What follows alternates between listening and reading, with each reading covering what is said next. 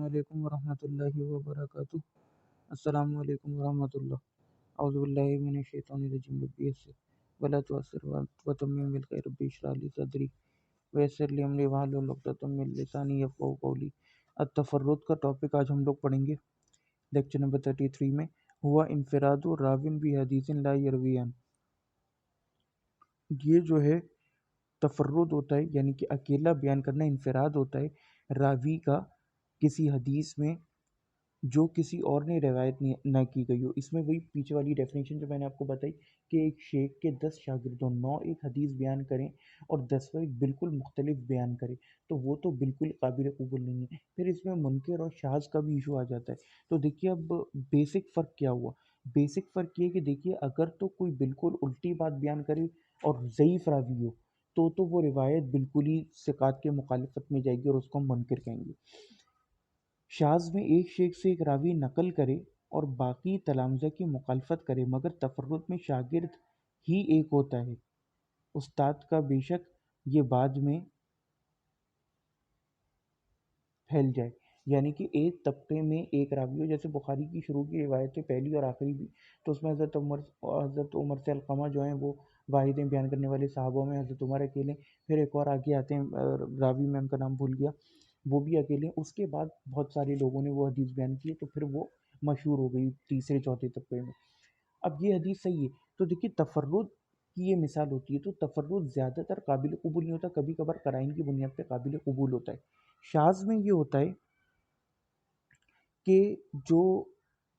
شاذ روایت ہوتی ہے نا، اس کے اندر بیسکلی راوی بہت سارے ہوتے ہیں، بہت ساروں نے بات نقل کری، کوئی چھوٹی موٹی جو ہے نا آگے پیچھے بات نقل کرتی یا تھوڑا سا مخالفت کر دی ثقات کی، تو وہاں پہ پھر یہ ہوتا ہے کہ ڈیسائیڈ کیا جاتا ہے کہ آیا یہ قابل قبول ہے یا نہیں۔ لیکن تفرد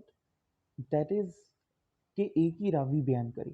اور کسی اس کے شاگرد نے بیان ہی نہ کیا ہو۔ اب اس میں یہ ہوتا ہے کہ کبھی کبھار سب راوی ثقہ ہوتے ہیں، تو کبھی کبھار قبول بھی کر لی جاتی ہے، نہیں کہ ہر بار ٹھکرا دی جائے گی، تو وہ چیز پھر ہم آگے پڑھیں گے۔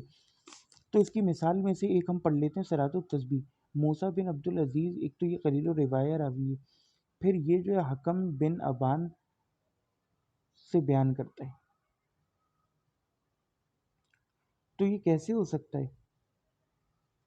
کہ ایک ہی راوی طبقے، اور جب ایک راوی طبقے میں ہو تو حدیث غریب بھی کہلاتی ہے؟ تو یہ کیسے ہو سکتا ہے کہ وہ اتنی فضیلت والی حدیث کہ رسول اللہ فرما رہے ہیں کہ روز پڑھو، نہیں تو ہفتے میں ایک، نہیں تو مہینے، اور اس طرح کر کے رسول اللہ نے صرف اپنے چچا کو بتائی ہو اور امت کو بتائی نہیں۔ پھر چچا کے بعد کیا کہتے ہیں، ان سے بیان کرنے والے جو ہیں وہ اکرمہ ہیں، وہ بھی اکیلے عبداللہ ابن عباس سے، پھر وہ، پھر مزید نیچے ہیں تو حکم بن ابی ابان، اس نے بھی ایک ہی موسیٰ بن عبدالعزیز کو بتائی۔ تو کیسی عجیب بات ہے، اور وہ موسیٰ بن عبدالعزیز قلیل الروایہ راوی ہے، اور جو اس کے ساتھ کی جو کثیر الروایت ہے حکم بن ابان سے، انہوں نے تو بیان ہی نہیں کیا۔ تو یہ کچھ مہتوپورن پوائنٹس ہیں، یہ جو ہے نا بہت امپورٹنٹ ہوتے ہیں۔ پھر مزید مزے کی بات ہے کہ کسی صحابی تابعی کا عمل نہیں، یہ اور زیادہ اس میں شکوک و شبہات پیدا کر دیتی ہے۔ جیسے عصر کی نماز کے بعد کے 2 نفل کا مسئلہ ہے نا، یہ بھی سمجھ لیں، وہ تو الگ احادیثیں بخاری میں بھی موجود ہیں کہ صحابہ نے، اماں عائشہ تو کہتی تھی کہ رسول اللہ نے فجر سے پہلے کی 2 رکعتیں اور عصر کے بعد کی کبھی چھوڑی ہی نہیں، تو اور خود بھی پڑھتی تھیں، اور پھر اور بھی صحابہ جو تھے نا، خاص طور پہ یہ اماں عائشہ کے کیا نام ہے اس کا، جو بھانجے تھے عروہ وغیرہ، یہ سب پڑھتے تھے۔ تو اور غالباً عبداللہ ابن زبیر بھی، اور معاویہ نے، صاحب نے اس کی کیا کہتے ہیں مخالفت بھی کری تھی، بہرکیف وہ پھر دیکھا جائے گا کہ کیا معاملہ ہوا۔ جو بھی ہو، یہ حدیث ثابت ہے اور باقاعدہ سنت ہے، لیکن اور اس پر صحابہ کا عمل ہے، تو اس سے پتہ چل جاتا ہے کہ اس کی ایک حقیقت ہے۔ لوگ اصل میں حضرت ام سلمہ والی حدیث سے کنفیوز ہو گئے کہ رسول اللہ نے ظہر کے بعد کے 2 نفل ایک دفعہ قافلے کی وجہ سے چھوڑ دیے، تو وہ بعد میں پڑھے عصر کے، تو لوگ کنفیوز ہو گئے کہ شاید یہ وہ ہیں، لیکن اماں عائشہ کی پھر حدیث آ گئی کہ وہ کہتی ہیں کبھی چھوڑے ہی نہیں، تو اس سے ثابت ہوا کہ یہ بھی باقاعدہ ایک سنت تھی جس کو ہم نے بھلا دیا آج کل کے زمانے میں، گو کہ اس پر اتنی باقاعدہ امت کو رسول اللہ نے وہ تذکیر نہیں کرائی یا امپورٹنس نہیں دلائی، لیکن یہ بھی ایک سنت ہے، کبھی کبھار اس پر عمل کر لینا چاہیے، اور اگر کوئی دوام کے ساتھ بھی کرے تو کوئی ایشو نہیں ہے۔ تو اس کے بارے میں تفرد ہے نہ صحابہ تابعین کا عمل، تو یہ روایت جو ہے نا یہ واضح طور پر ضعیف ہے، بلکہ لا اصل لہو اس کے بارے میں کہنا چاہیے، اس کا جو ہے نا یہ تفرد ہے اس میں، اور تفرد بھی عجیب والا ہے۔ بہر کہ قال احمد بن محمد المروزی قلت لی ابی عبداللہ، کہ میں نے جو ہے امام احمد کا لقب تھا ابو عبداللہ، ان سے کہا فعبد الرحمن ابن اسحاق کیفا ہوا کہ عبد الرحمن ابن اسحاق کیسا ہے؟ قالا تو انہوں نے کہا ما کتبنا من حدیثی کہ ہم نے جو کچھ اس کی حدیث لکھی ہیں فقط حدثنا زہری بھی حدیث، تو اس نے زہری سے حدیث نقل کی، کہنا ارادہ تفرد بیا، لیکن وہ ان سب میں منفرد ہے۔ ثم ذکر حدیث محمد بن جبیر فی الحلف، حلف مطیبین، مطیبین جو ہے نا خوشبو والی ایک روایت ہے، یعنی کہ ایک روایت ہے کہ رسول اللہ اپنے بچپن میں ایک پیکٹ میں، عہد میں شامل ہوئے ثقیفہ میں جو ہوتا ہے نا، اور اس میں یہ تھا کہ بھئی یہ 3-4 قبائل لڑیں گے نہیں، تو رسول اللہ نے فرمایا کہ میں جو اپنے اوپر یہ لازم سمجھتا ہوں کہ میں اس پیکٹ کی اب بھی خلاف ورزی کروں، تو اس طرح کا کچھ ہے۔ تو وہ پھر کہتے ہیں کہ ثم ذکر حدیث محمد بن جبیر فی الحلف، محمد بن جبیر کے حلف کے حوالے سے، حلف مطیبین کے حوالے سے حدیث اس نے نقل کری، فان کرو ابو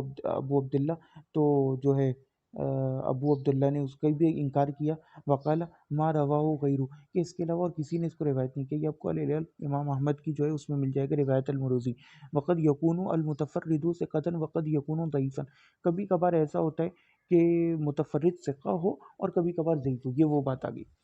فَإِن كَانَ ثِقَةً فَقَدْ يَقْبَلُونَهُ، اگر وہ ثقہ ہوگا تو اس کو قبول کر لیا جائے گا، وقد، اور کبھی کبھار یہ ہوتا ہے کہ يَرُدُّونَهُ إِذَا وَقَعَ فِي أَنفُسِهِم مِّنْهُ شَيْءٌ، کبھی کبھار یہ ہوتا ہے کہ اس کی جو ہے نا کچھ روایت کو رد کر دیا جاتا ہے اگر ان کے بارے میں کوئی شبہ پیدا ہو، یعنی ان کے دلوں میں، جو حفاظ تھے علماء اہل حدیث، ان کے دلوں میں کوئی شبہ پیدا ہوتا تھا کا حدیث۔ اب یہ اگزامپل دے رہے ہیں، جیسے کہ حدیث ہے ان نبی صلی اللہ علیہ وسلم و ابو بکر و عمر و عثمان کانو یقرؤون مالک یوم الدین، کہ نبی کریم صلی اللہ علیہ وسلم، ابو بکر، عمر، عثمان جو ہے وہ مالک یوم الدین پڑھتے تھے۔ قال دارقطنی، امام دارقطنی کہتے ہیں تفرد بی حشیم ان مقبر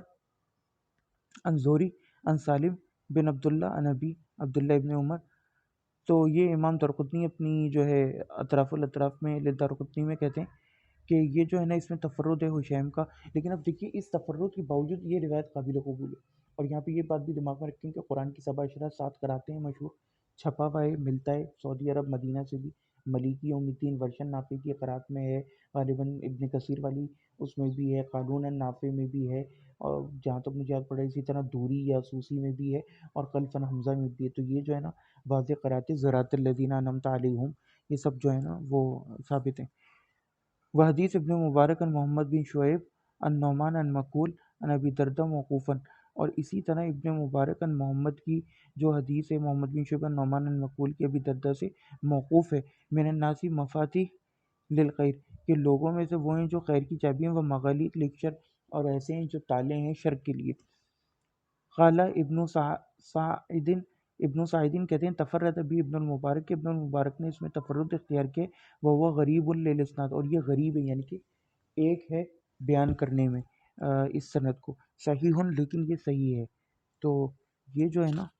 یعنی کہ صحیح ہے ایون تو غریب ہے حدیث، اور اس میں تفرد ہے اس کے باوجود، تو یہ جو ہے نا اس میں صحیح حدیث ہے ایون تو غریب ہے، یعنی اس میں ایک راوی ہے کسی ایک طبقے میں۔ اور دوسری بات یہ جو یہاں پہ لکھتے ہیں نا حاشیے میں کہ یعنی صحیح موقوفن، کہ یہ صحیح یہی ہے کہ موقوف ہے، مرفوع نہیں ہے، باقی پھر نیکسٹ اس میں کریں گے امام مسلم کا مقدمہ وغیرہ۔ والسلام علیکم ورحمۃ اللہ۔